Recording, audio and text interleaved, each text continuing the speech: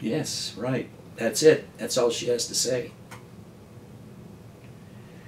It's so easy to find emptiness. Within 6 months, a good meditator can find the inner emptiness and have it expand and become lighted. And then find out that there's no thought form inside that is their self. And these people continue to look in the emptiness and find no self, and they don't grow. The inner world is so fascinating, so deep. They're looking in the wrong place. They're just looking at the emptiness rather than what's going on inside of the emptiness.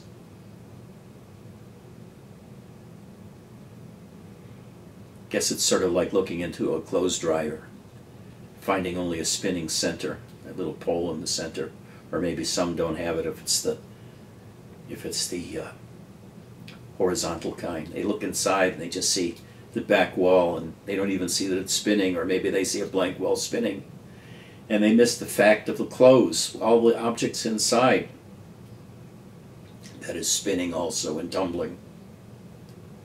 They ignore the forms.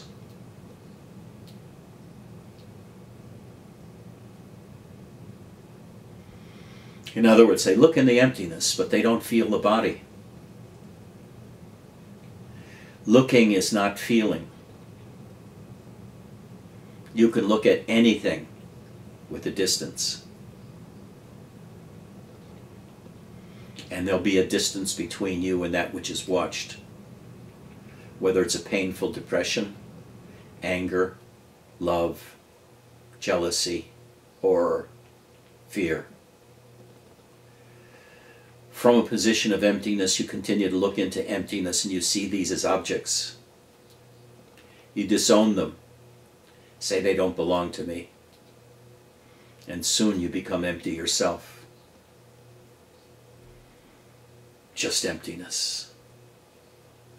A floating emptiness with no contact with the body or the world. Then they wonder what's wrong. They've abandoned their bodies. They've abandoned the reality of themselves to the point where not only do they not feel the body, they don't feel the energies, they got nothing except pure visual empty space. And they call that happiness, and they broadcast about it. Imra has the right idea. Grab a kitty. Love it. So where is there emptiness without love?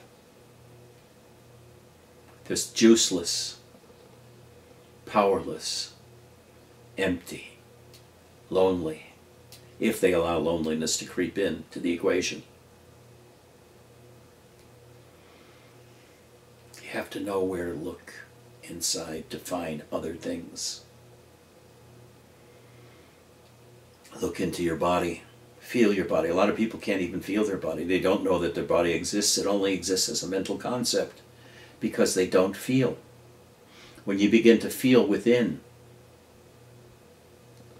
not only do you find the emotions hidden there, locked up in the blockages you've created in your body, the various muscle tensions that prevent you from feeling emotions, anger that gets locked in the back and the throat. Therefore, we have all kinds of physical therapies or psychotherapies that are focused on releasing the muscle blocks so that the emotions can come forward. So many different kinds of release techniques to begin to allow emotions to flow. And when the emotions begin to flow, that's when people have problems, if they haven't been used to dealing with emotions. And that's when they run back into spirituality and get into the emptiness, so they don't feel the emotions. But if you don't feel emotions, you don't feel happiness either. You just feel aloof, transcendent, and empty. But you notice that these people that are now the 30-year-old gurus, you read about their exploits and they're just like everybody else. There's no distinguishing between them and you in any way. They go from town to town, being supported by friends and followers, giving workshops, and they do it again. And they post on Facebook about their vacations and where they are and what they've been doing and who they talk to. Now we have Guru Datta doing the same thing. Comes out of nowhere like a lightning bolt. And is announcing to everybody about how realized he is, and then posting his pictures from all over the world with friends, talking about his goddesses and pleasure, etc.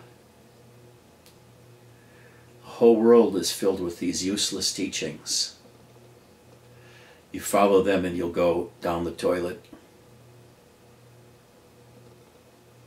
Follow me and you're already in the toilet.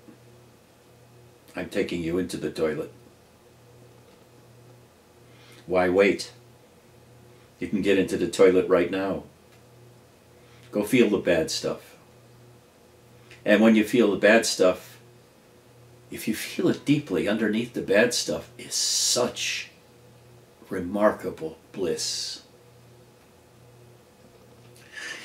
When the emotions begin to flow freely through you, as they try to through Sindriya, but Sindriya has a lot of muscle blockages and other blockages that sidetrack the free flowing of emotions.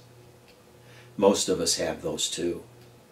We can feel a limited range of emotions, or we feel one over and over again, like loneliness or depression or fear. But when we can feel a free range of emotions, then we've advanced to the place where bliss is just around the corner always. All that we have to do is allow the emotion to come into us. Sweep through our body, especially those tightened back muscles and diaphragm muscles. Loosen them. Accept the feeling. Allow the feeling to wash through you. Whether it's fear, anger, depression, loneliness, desperation, whatever it is. Let it flow through you like a ripple or a wave from the ocean, depending on its size. And when it flows freely through you, underneath it is always bliss. Just practice this. Continue to practice this yourself in your daily life. Whenever an emotion comes up, if you feel something coming up strong, sit down right away. Relax into it. Let the breath go out. Let your diaphragm relax. Relax your shoulders and back muscles. Feel the emotions. As soon as you start doing that, the emotion takes on a form, a physical form, like a rock or a dome or a river. Don't give it an idea, though. It just is a different kind of feeling. Like something coming up inside of you, like a mushroom growing very rapidly. Let it come into you, accept it.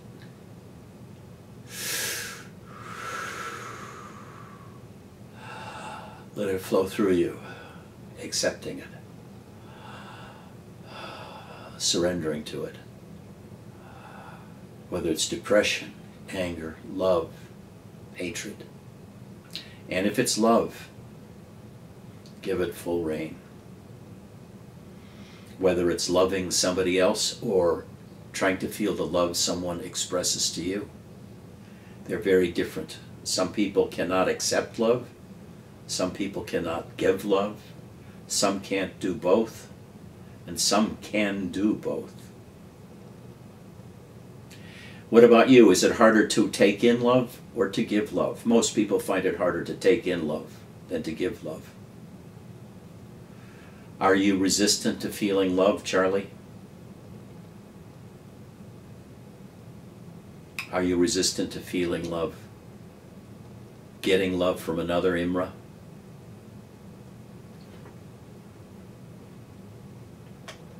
Who is here today?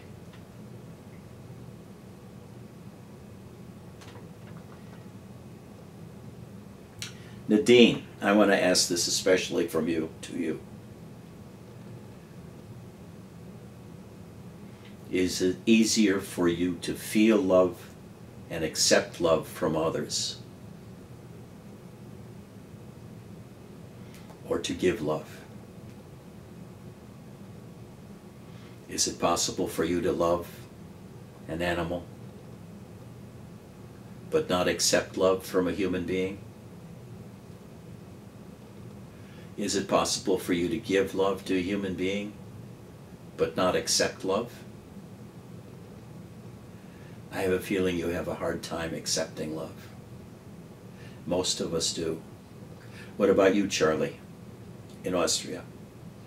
Is it easy for you to accept love, or is it more easy to give love? You don't have to answer. Max, I think you go pretty well either way. Dinesh, is it easier to give or receive love for you? Rich, what about you? Is it easier to give or to receive? Most people find it easier to give. Receiving is often hard. You don't believe it or you don't hear it. Imra, easier to give or to receive? Brahma, easier to give or receive love? Can you receive God's love? Can you receive love from a woman? Can you receive love from a child and feel it inside where it revitalizes you? It makes you feel blissful. I ask that of all of you. Is it easier to give love or to receive love? Just be aware of it. Be aware that there's part of you that has a difficulty either with giving love or receiving love. Because my teachings emphasizes love as opposed to even introspection or cultivating kundalini or listening to truths like Nisargadatta talks about.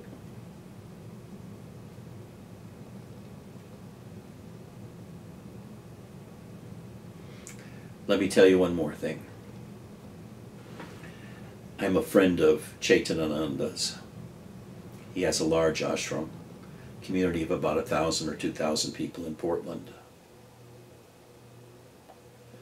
He's from the Rudy and Muktananda tradition. It's Kashmir Shaivism. It's a lot of Tantra elements in it, including loving. Kind of awakening of the energies too is part of it. Healing energies is part of it.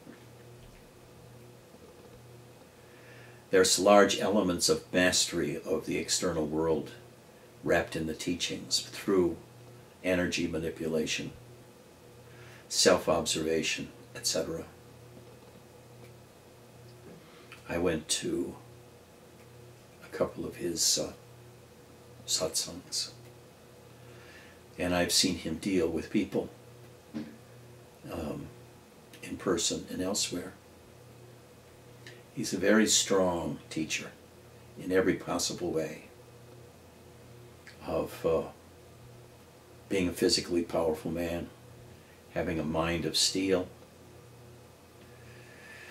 and of being prepared for emergencies. He says the spirit has gone out of this world. The paranormal has disappeared. The useful spirits have gone elsewhere. And he fears for the reaction and tells everyone to prepare for mighty downswings and a re-entry of the world of these various spirits and entities that have gone underground since the world has become so crowded and so confusing with all of its different communications and all of its different wars and arguments.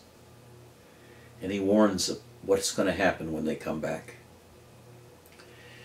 And on his posts, he posts that we should get ready, not only for such possible occasion, but to learn how to take care of ourselves. To begin to prepare for, in our daily lives, for eventualities, because we're responsible for ourselves. There's no aid coming from outside. On the other hand, There are those who preach a more forgiving philosophy. One that if you're open and loving, that God tends to take care of you. That if you just let things be, unfold as they should, without interference, you'll be taken care of. I got sort of a halfway position on both of those. I think sometimes it's Chaitananda's way, where you have to gird your loins for war, and the other half where you have to just be open to what's ever happening in the world and in yourself. Let it play through, and you'll be all right.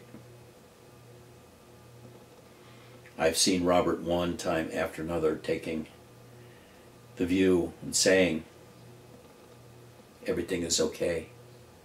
The world is unfolding as it should. I've seen him tell that to dying people, people sick with cancer, people losing their jobs and houses. Everything will be fine. The world is unfolding as it should. And then I even saw him take that position as he was dying of cancer. It's unfolding as it should. Just ignore the world. Have nothing to do with it. Go inside. And yet, he has the point of view, even if you're running away from the world, that the world is unfolding as it should. It's sort of a contradiction. Have nothing to do with the world, but at the same time, things are unfolding as it should. As he was dying of cancer, he said that less and less things are unfolding as it should. And the pain in his body was making him be aware of the body. He said it didn't hurt much, it just tickled or ached a little. But the last time I visited him, he was in the back room trying to sleep, and we'd be talking in the front room. And he'd call out for everybody to be quiet. It was too noisy. It was disturbing him.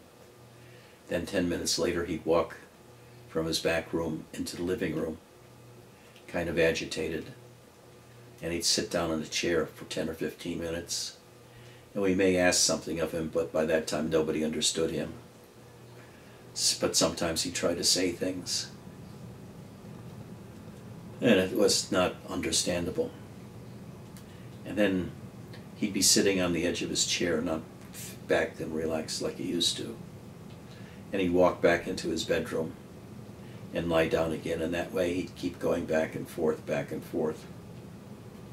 His wife Nicole would tell about how poorly the students up there were treating him and taking care of him and the family, that they were not living up to the obligations that they had said to draw Robert up into Sedona. They weren't paying for anything. Now that he was there, they were he was their captive, and so was Nicole and the two daughters.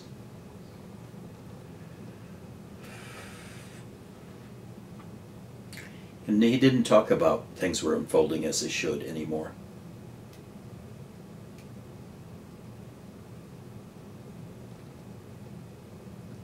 So be real. Nisargadatta, when he was dying of cancer, said,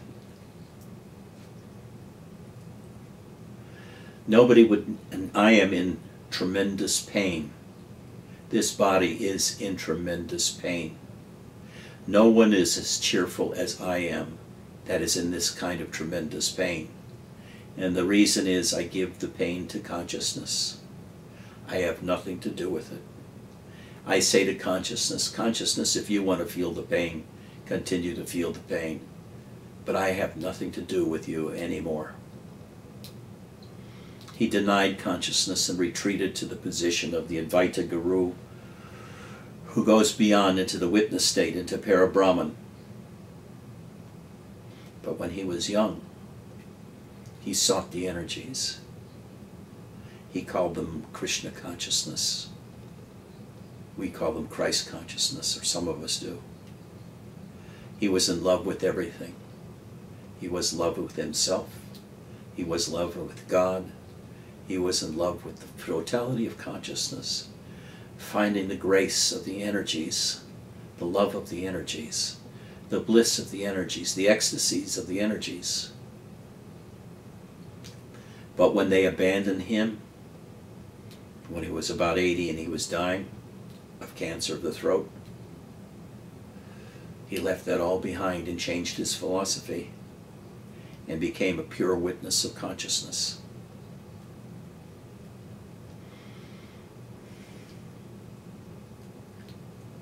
The last thing that Robert said at a satsang where he could be understood in any way was, instead of giving a talk, he would just say, freedom, freedom, freedom. And he was talking about freedom from the physical bonds by going beyond the body in his identification, because all of spirituality is just about identification. First, it's about what you allow yourself to feel. Can you feel the body? Do you feel the world? Do you feel your inner world, the imaginative world? Can you feel the energies inside? Can you see the energies inside circulating?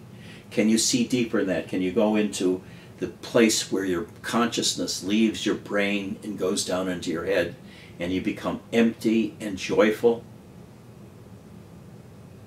And even further, can you feel the joy underneath that, the big pool of bliss and ecstasy that lies underneath the emotional body and the energetic body?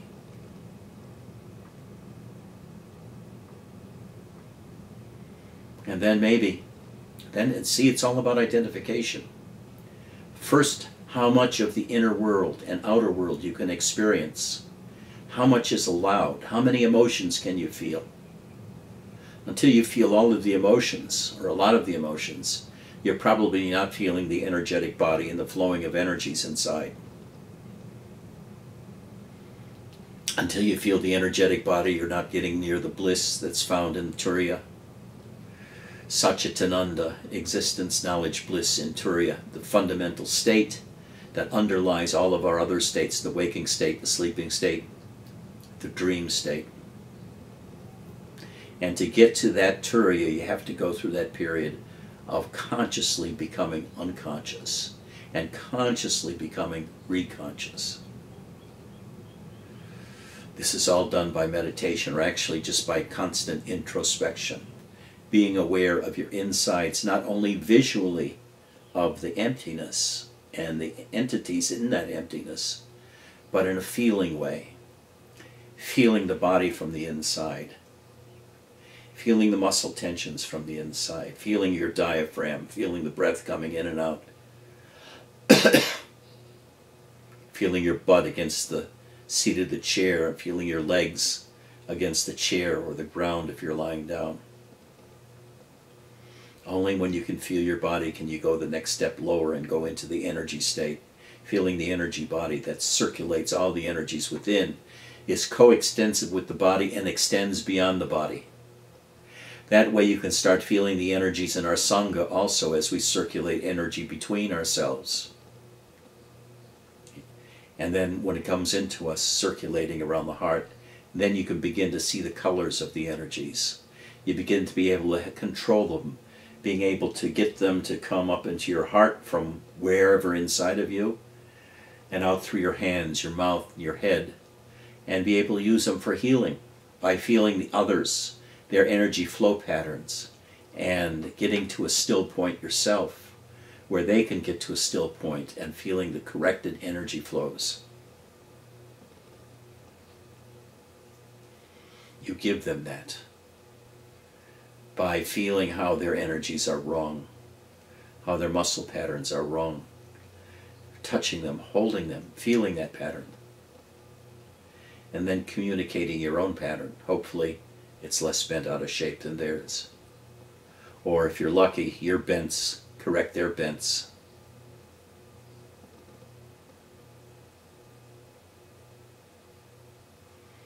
Now I love you all.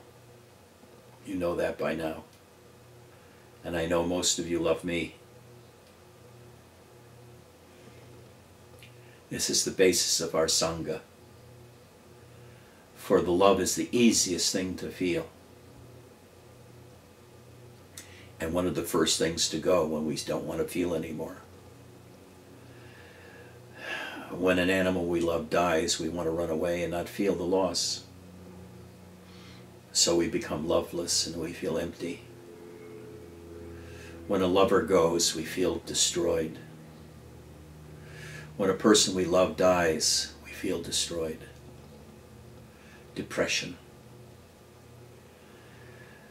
We feel the call of depression to suck us inside. But that's actually just God pulling us into our deeper self for, let's say, a regrouping into that lowest energy state. The causal body, and beneath that Turiya. It feels like a danger to many of us who are active, and we can't act anymore because the energy has left us. We can't move, let alone plan to do something, let alone move our house from one place to another. And we fight the depression in order to be able to act in the world. Don't fight it if you can't. Just feel depressed. Just feel love. Just feel anger. Feel the raw emotions. Feeling the raw emotion of anger and of fear is even more enjoyable than feeling the bliss. There's a rawness and a humanness about it that makes you feel so vulnerable that you're happier than even feeling the bliss. I don't know how to convey it. Most of you may not believe that, but feeling fear and feeling depression, feeling anger can make you feel more human and more grounded than almost anything else. Even the energies don't ground you like those kinds of raw emotions do, because they take you right to the heart of being human. And you are human, you're also divine. But many of us have run away from humanhood and the vulnerability of humanhood from the time we're 3 or 4 we start running. And there are pathways back, mostly through re-owning emotionality. But a lot of people try to sidestep them by getting into spirituality and getting into the energies and getting into other things, as opposed to feeling the emotional base, which I emphasize because of 35 years in psychology. I've seen how people run from emotions into spirituality. And at the same time, I know how emotions are a gateway to feeling deeper the energy states, as well as the absolute peace of the silence of Robert and Ramana and Nisargadatta. The so-called subject, the observer, the witness, Parabrahman. And before that, Satchitananda, existence, knowledge, and bliss.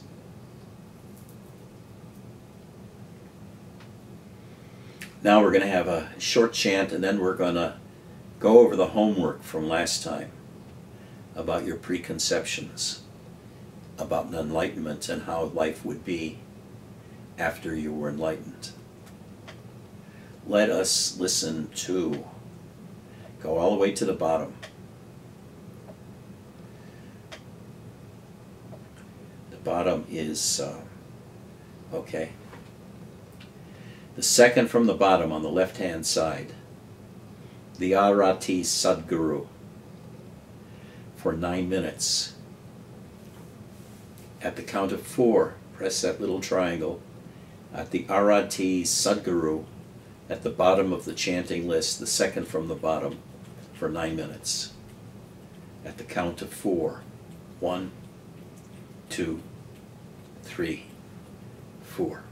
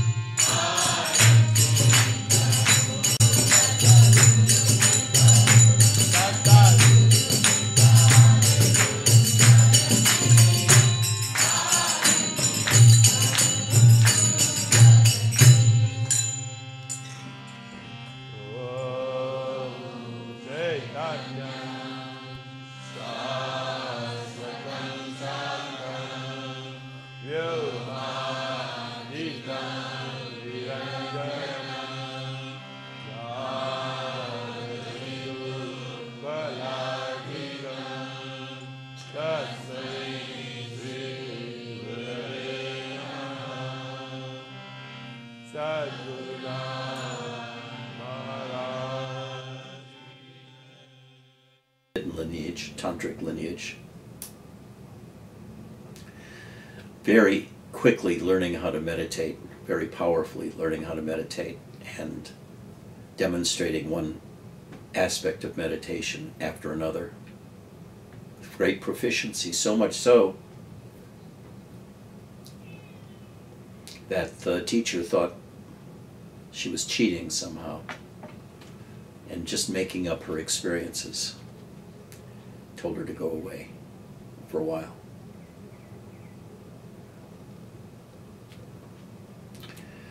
She visited Chaitananda at his ashram for a few days. And regarding her, he said, "I'm just waiting to see if she's ready. Not for the outer work of meditation and discipline and learning the mantras and repeating the mantras, doing the 108 vows, all the external measures of a discipline. She felt she hadn't been disciplined enough. And the guru that you had been with taught her discipline. 108 vows, morning and evening. Mantras, different kinds of meditations. She felt she was making great progress, and then he threw her out. Can you imagine being thrown out? Being considered a liar by your guru and saying, don't come back for a while. This person has a strong mind, very intellectual.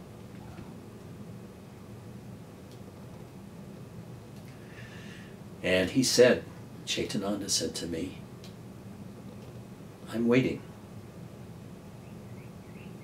I'm waiting to see if she's willing to really do the work. By that he meant the inner work which he explained is love.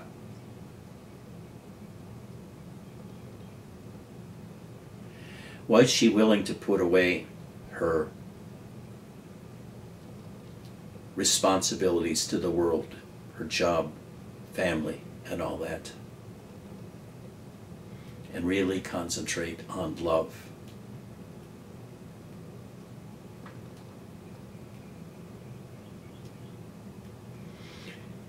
For Chaitananda and for me, this is the real way and the hardest way. Learning how to love. Usually first by giving love in little ways. Building those muscles and then learning how to give it in bigger ways all the time. And then seeing if you could take it in. Whether you feel God's love or the love of other people in the Sangha, whether you feel love from other people in your life or from animals, can you take it in? Because love is what does that transformation of the vulnerable side of you, both the emotional side and the soul side.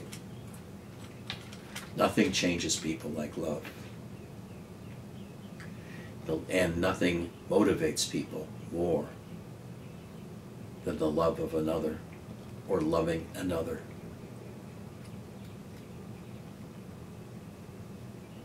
What about you? Can you love each other in satsang? Can you all look at Imra and love her? Can Imra let it in? Can Charlie in Austria, can we all love him for a minute?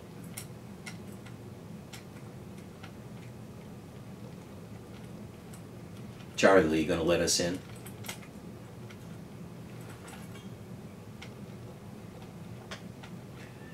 Let's go. Nadine? No, but few people here know Nadine, but she is in Germany, I believe, or Austria. I think it's Germany. She recently lost a favorite dog and is feeling very bad about that. You don't know what she looks like, but can you look at the name Nadine, feel her deeply, what she's like, and love her? Nadine, can you let us in?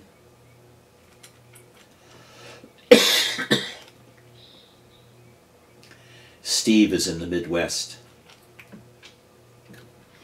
He's suffering post-traumatic stress disorder for what happened to him in the wars in Vietnam.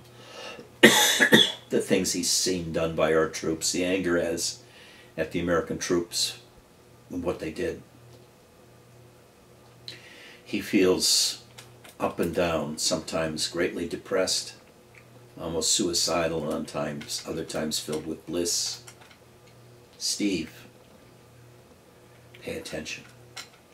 Can we all love for Steve for a moment? Steve was at our first retreat back in last October. And the instant I saw him, his eyes teared, and he felt great love for me and for Dia. And since then he's been open, and things have been pouring out of him, some out of his control, some in his control. But constant change, change, change. Let's all love Steve.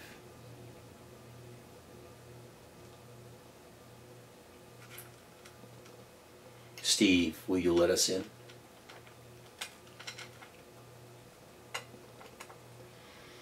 Then there's Karima in the next room.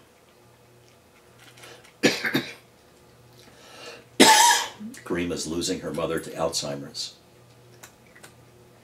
And 3 of our cats, Charlie, Loki, and Bo.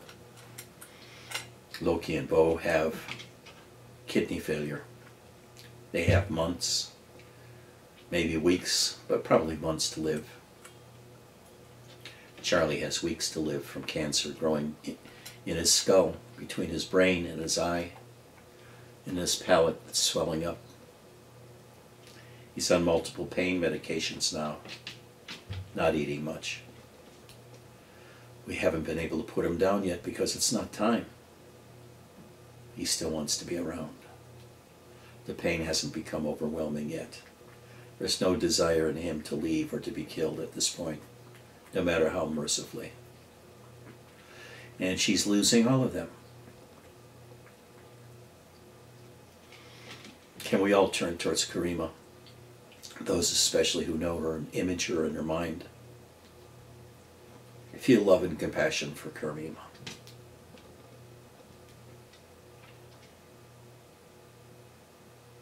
And Karima, can you let it in? Can you feel our love and let it in?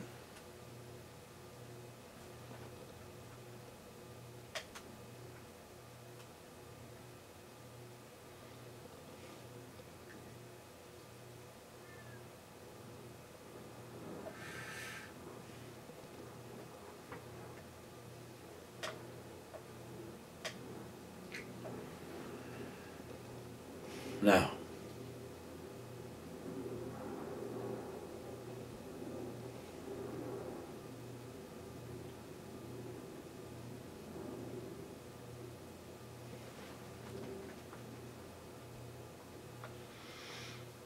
can we all feel love for Max? Max, can you let it in?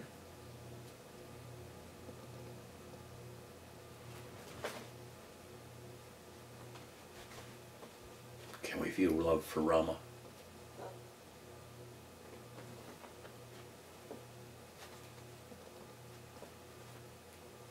Can you let it in, Rama?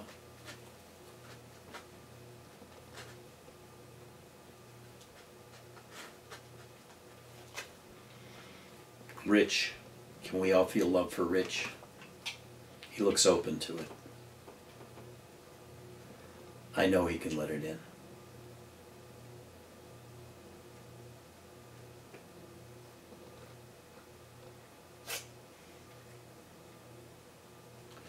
And when you can let it in, there's such relaxation.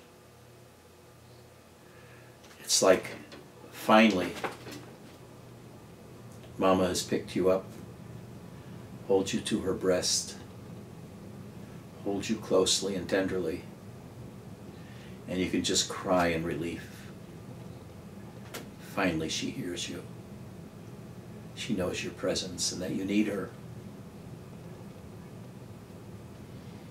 Again, you'll feel that love of being loved by your mother, held close. Charlie, feel that. Dinesh, feel that. Shane, feel that. And everybody else out there whose names I only see. Atma, Ausar, who's now in Kenya, Balaz, in Europe.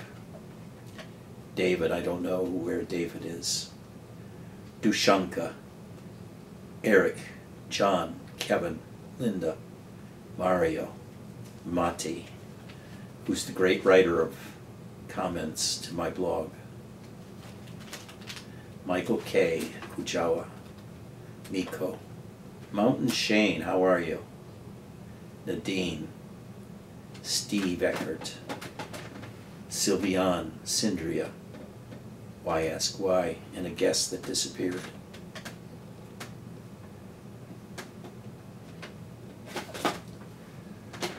Feel the love of Mother,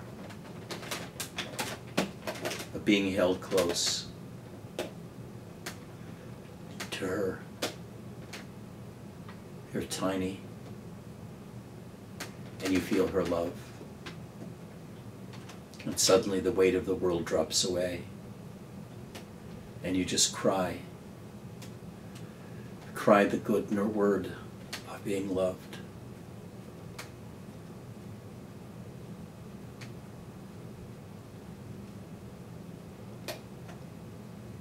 This is the real work, the inner work. allowing ourselves to feel love for ourselves. I remember when I was with Muktananda many, many years ago, the Swami was giving a talk for maybe 700 or 800 people when Muktananda was in town. There'd be a question and answer session. One woman stood up and said, "Swami,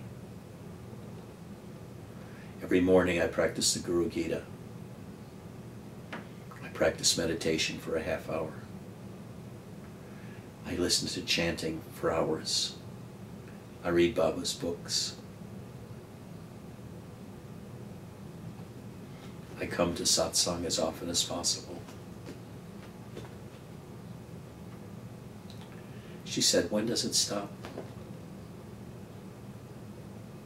I'm in such pain. My heart feels pain. My whole body feels pain. I'm so depressed some days I can't get up. My body feels crushed with the density and weight.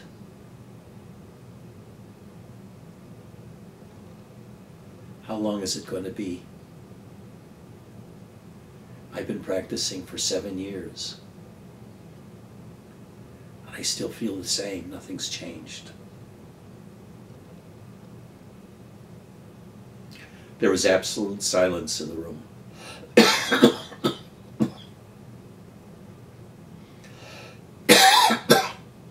For maybe 15, 20 seconds. And the Swami said, "What? That's impossible. You're not practicing right. You can't be doing it right. You can't be practicing your mantra right. It's not possible. If you were really practicing, if you were correctly practicing, you would be feeling comfortable. You would feel the bliss of self. You would feel happiness and joy. You're not practicing right." But she was practicing the outer path. Like the woman Chaitananda and I knew, of discipline. The external path of meditation. The external path of reading the books, the scriptures, trying to understand. Perhaps she was so burdened by her depression and her pain that she couldn't be open to love, either loving or being loved, but was only open to her own pain.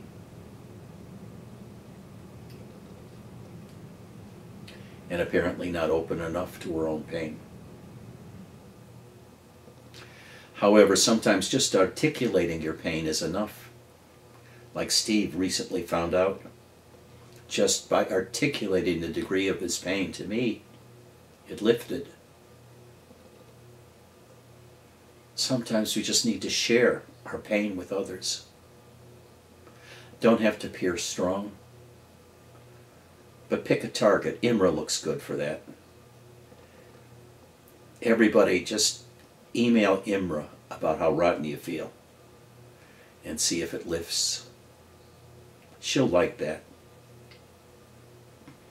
Charlie too. Charlie likes attention.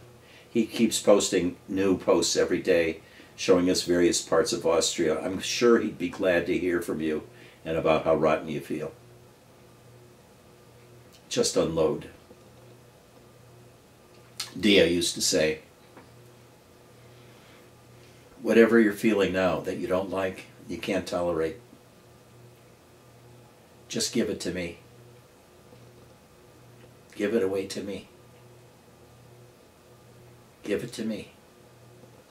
And often the person would feel much relieved in a very short period of time by giving it, by getting hold of it and giving it to Dia for her to process. So, We can give it to somebody like Rama, who looks ripe for it too. Imra, Charlie. Maybe we should give it all to Daniel. Just tell him how you feel, how you're having a hard time, or you're having a good time. Just articulating it often gets rid of it. Or consciously give it to me. Give it to Imra, give it to Charlie.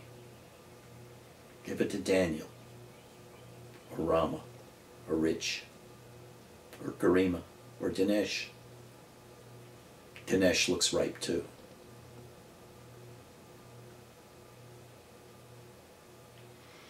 Dinesh, can you let love in? Can you feel my love? Can you feel it inside of you?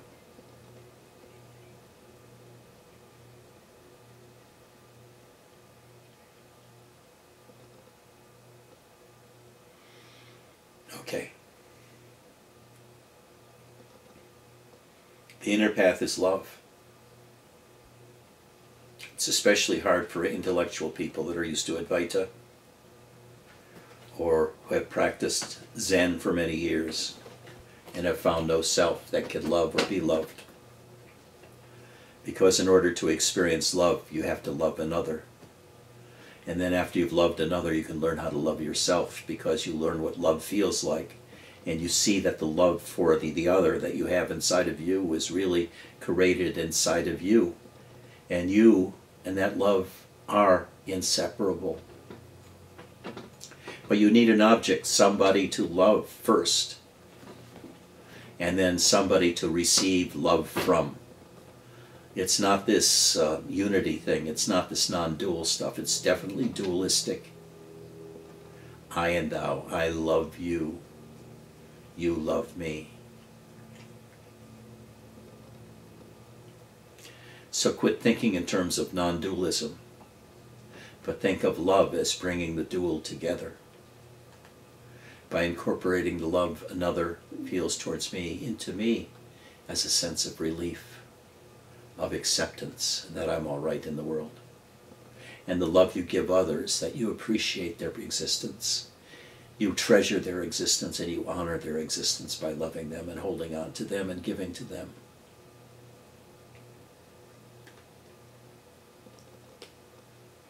Okay, now let's get to our homework. How many are willing to, well, let's just repeat the homework. I asked, what is your idea that enlightenment is like? What would be different in your world after you were enlightened? Saying it another way, what do you think in self-realization is like? How do you think your world would be different, your existence would be different after you were self-realized? Does anybody want to respond to that?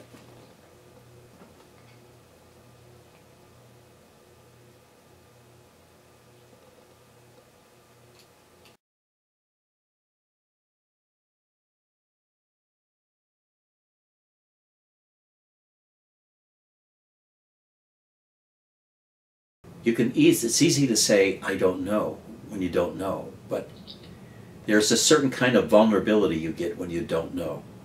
It's a kind of openness to any solution. Do you feel that?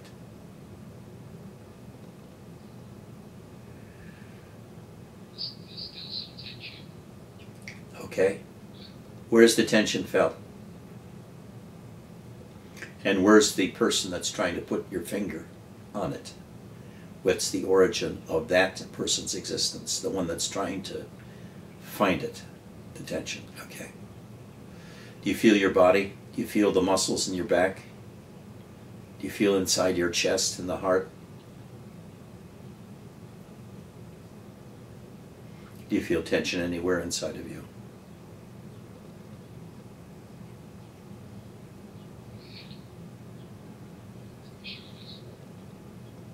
Go deeper. Do you feel anything deeper inside?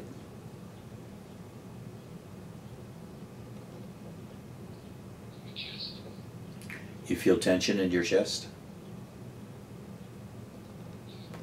Is it in front where the... Okay.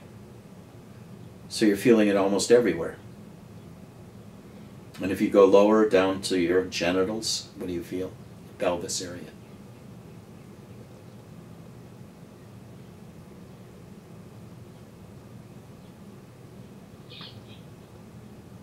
If you go into your legs and then even into lower than your legs into the ground, what do you feel?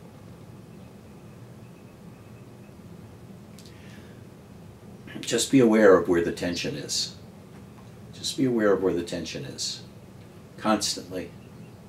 I mean, not 24/7, but when it comes to you, to be aware of the tension.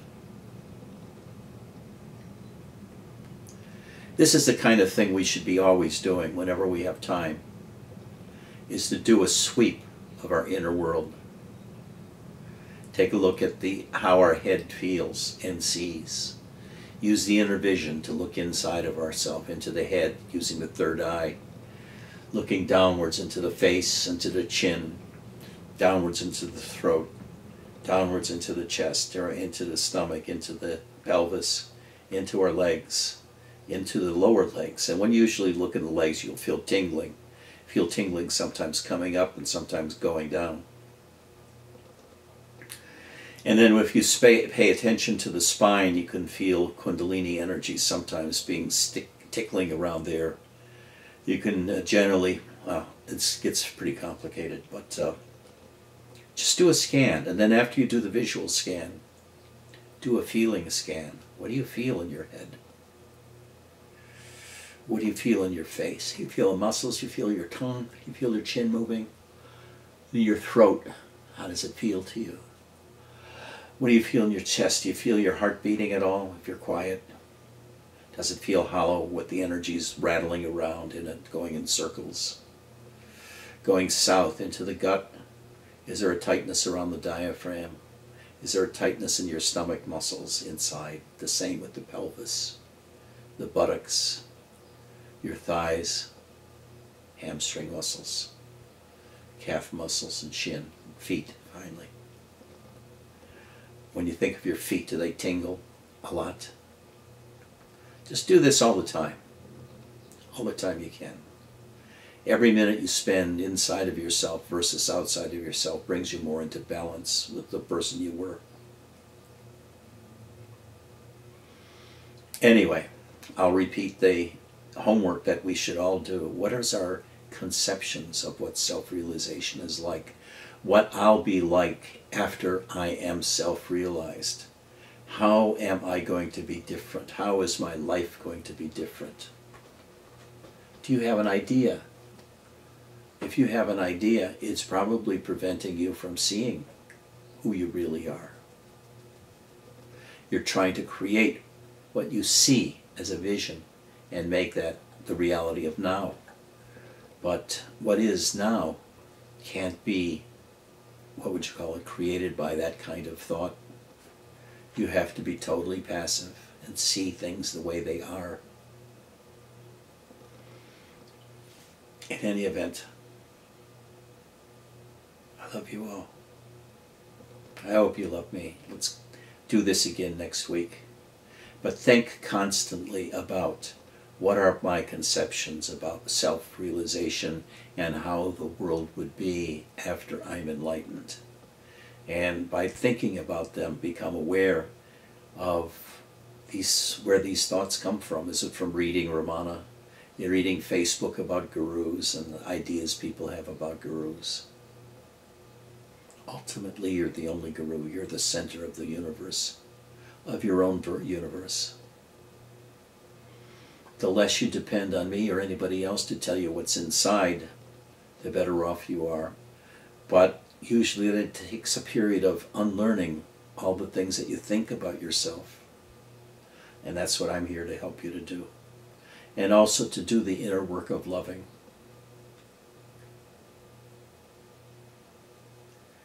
I love you all. Take care of yourself. I'll see you next week. Bring a friend if any of you have a friend. Let's build a Sangha up so we can get 50 people. Bring a friend if you have a friend. Daniel, I don't know about you. Do you have any friends? And if you don't have any friends, bring a kid. Anyway, take care of yourselves. I'll see you next week. Bye-bye.